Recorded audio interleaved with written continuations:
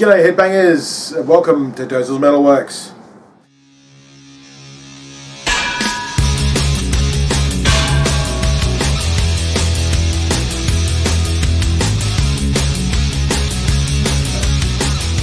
Welcome back, my fellow metalheads, to another edition of Dozel's Metalworks.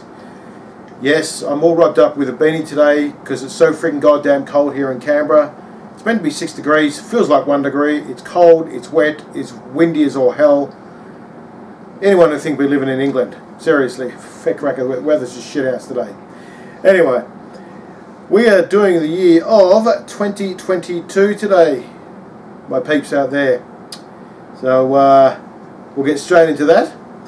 So we'll start off at number 10, we have Get Rollin' by Nickelback. Yes, I like Nickelback, deal with it.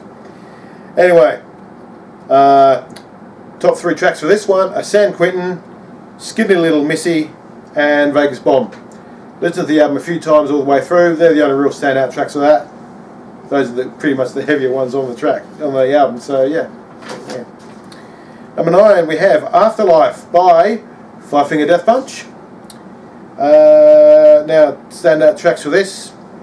As I said, a lot of these later albums for these bands can't really get into as much as their earlier stuff, but it's still enjoyable to listen to. Welcome to the Circus at number 1, Judgment Day at number 2, and IOU at number 3. At number 8, we have Divisive by Disturbed. Number 1, we have Bad Man. Number 2, we have Love to Hate. And number 3, we have a very special track, Don't Tell Me, featuring Ann Wilson of Heart. Now, some of you may not have heard recently that Ann Wilson has just been diagnosed with cancer, which really friggin' sucks, because I love Heart and I've seen them in concert. And yeah, so get well, Ann Wilson, and recover soon. So yeah. Number 7, we have Techno by Electric Callboy. Now, I kept hearing about this band Electric Callboy, especially this one song called Techno Train. And yeah, this has been the first time I've listened to a band where this first track, this one track I heard, I went, holy shit, this is amazing. Listened to a few of their other tracks, and literally, before I went to Rex's that afternoon, I went and picked up that album, or this album. So, wow, that's all I can say with that. But obviously number 1 is Techno Train, absolutely love it. Pump It. And then we got The Moves. The whole album is pretty decent. Not exactly the longest tracks, but you know, the fact that it's almost like dance music mixed with heavy metal. Definite different genre, so to speak. But yeah, I love them. Alright, number 6, we have Impera by Ghost.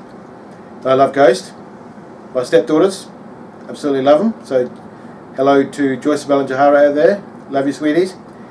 So yeah, number 1 is Spillways, number 2 is Hunter's Moon, and number 3, Watcher in the Sky.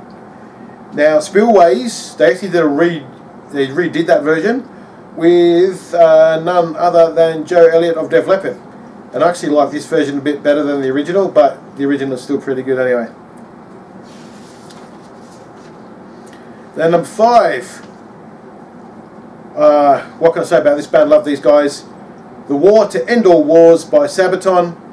It's their second album where the theme is all centered on World War I. So yeah, and we all know how the World Wars kind of suck dog balls for everyone. But anyway, work backwards for this one. Number 3, The Unkillable Soldier.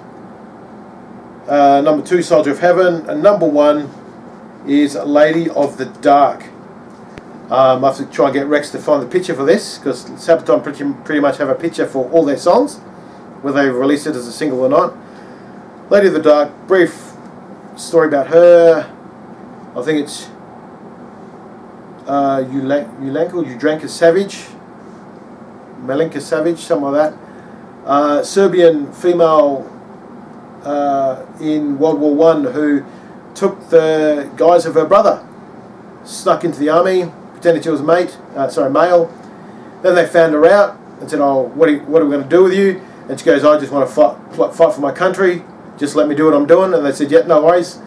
And yeah, she, to put it not so subtly, she came in, fucked shit up and left. She absolutely kicked ass of what she did over there.